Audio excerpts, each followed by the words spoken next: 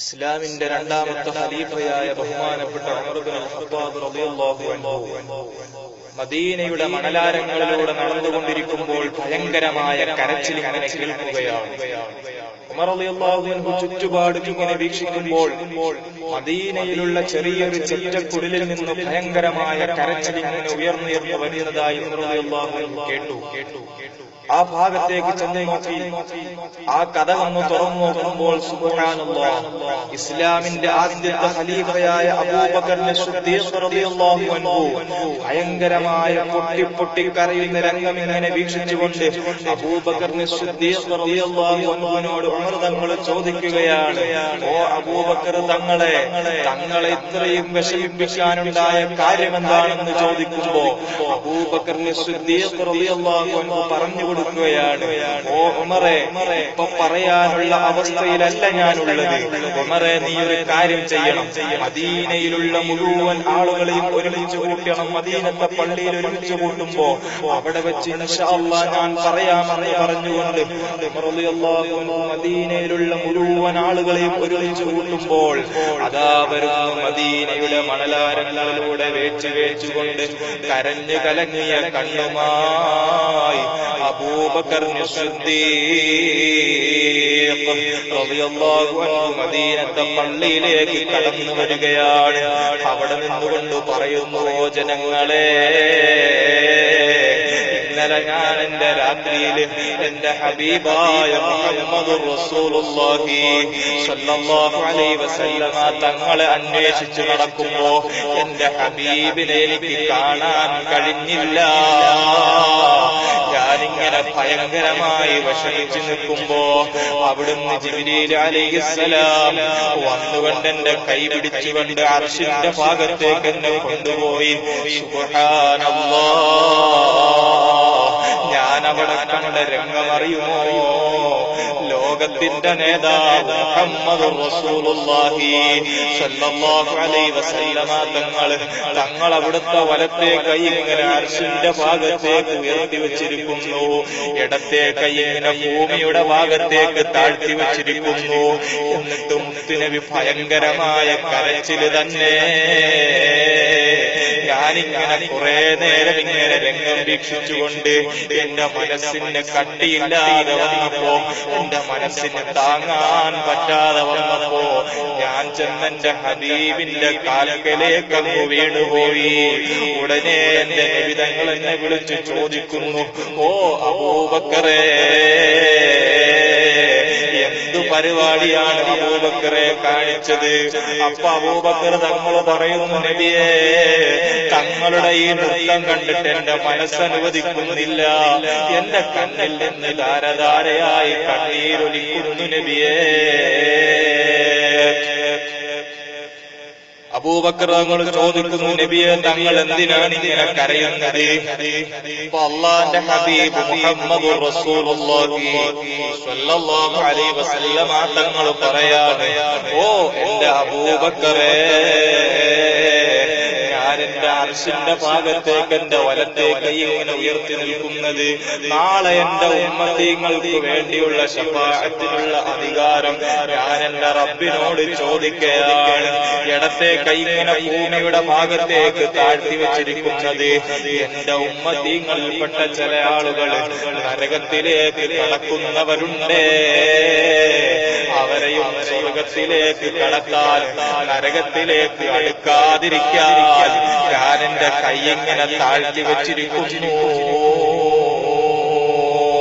അപ്പൊ ചോദിക്കുകയാണ് അബൂബക്കർ തങ്ങൾ, ഓ ഹബീബായ നബിയേ, അവിടുന്ന് തങ്ങളുടെ മുഴുവൻ ഉമ്മത്തീങ്ങൾക്കുമാണോ അൽ കുല്ല ഔ ബഅദ യാ റസൂലല്ലാഹ്?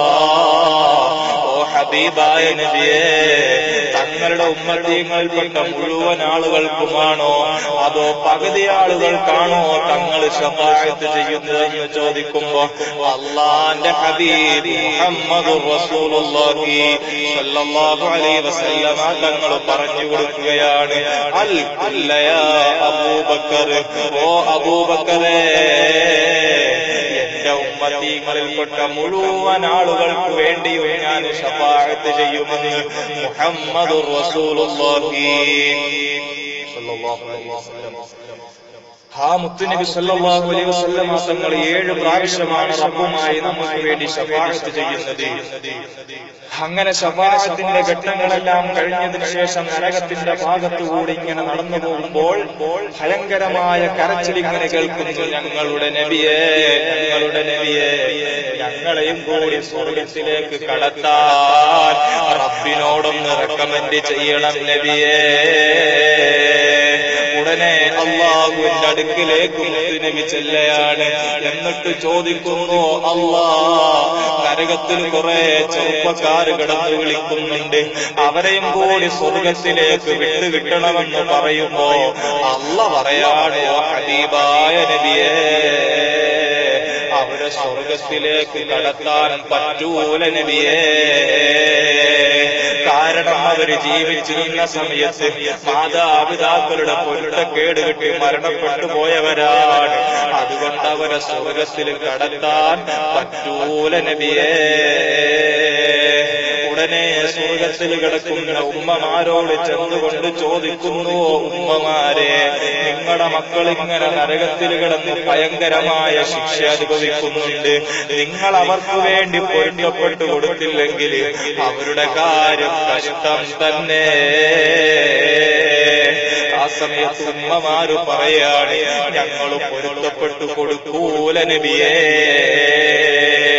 കാരണം ഞങ്ങൾ ദുനിയാവിൽ ജീവിക്കുന്ന സമയത്ത് അവനും അവന്റെ ഭാര്യയും ചേർന്നുകൊണ്ട് ഞങ്ങളെ തല്ലിയിട്ടുണ്ട് നബിയേ, ഞങ്ങളെ ശകാരിച്ചിട്ടുണ്ട് നബിയേ, ഞങ്ങളെ ചീത്ത വിളിച്ചിട്ടുണ്ട് നബിയേ.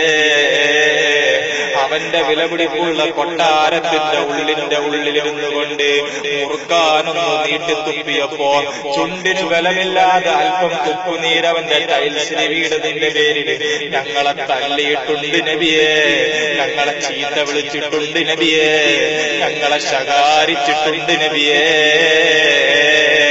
അതുകൊണ്ട് ഞങ്ങൾ പൊരുത്തപ്പെട്ടു കൊടുക്കൂല നബിയേ.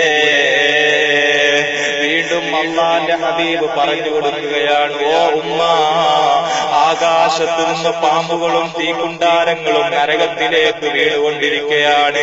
നിങ്ങൾ അവർക്ക് വേണ്ടി പൊരുത്തപ്പെട്ടു കൊടുത്തില്ലെങ്കിൽ അവരുടെ കാര്യം കഷ്ടം തന്നെ.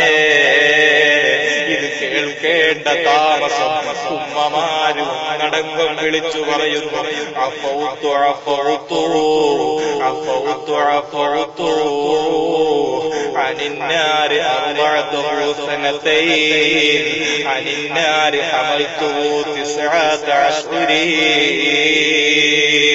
ഞങ്ങൾ പൊരുത്തപ്പെട്ടു കൊടുത്തു നബിയേ.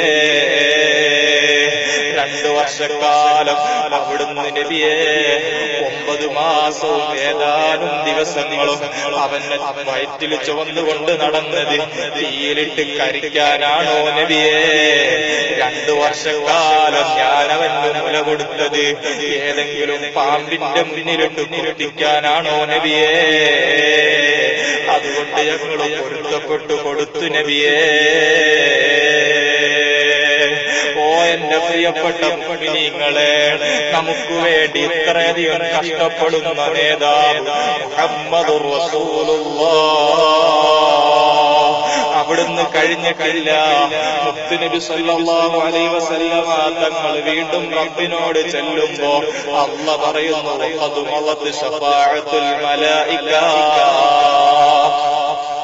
വഖദ് മളത് ശഫാഅത്തുൽ അംബിയാ വഖദ് മളത് ശഫാഅത്തുസ് സാലിഹീൻ. അംബിയാക്കളുടെ ശഫാഅത്ത് കഴിഞ്ഞുപോയി നബിയേ. ഔലിയാക്കളുടെ ശഫാഅത്ത് കഴിഞ്ഞുപോയി നബിയേ. സ്വാലിഹീങ്ങളായ മുഴുവൻ ആളുകളെയും ശഫാഅത്ത് കഴിഞ്ഞുപോയി നബിയേ. ഇനി എന്റെ ഔദാര്യം കൊണ്ട് ആരുടെയെങ്കിലും കൽബില് അണുമണി തൂക്കം ഈമാനുണ്ടോ അവരെയും കൂടി സ്വർഗത്തിലേക്ക് കടത്താൻ റബ്ബിന്റെ ഓർഡറുണ്ട് നബിയേ. പ്രിയപ്പെട്ട മുഅ്മിനീങ്ങളെ, നമുക്ക് വേണ്ടി കഷ്ടപ്പെടുന്ന നേതാവിന്റെ പേരിൽ നമുക്ക് ചൊല്ലണ്ടേ സ്വലാത്തുകൾ. അസ്സലാത്തു വസ്സലാമു عليك يا رسول الله الصلاة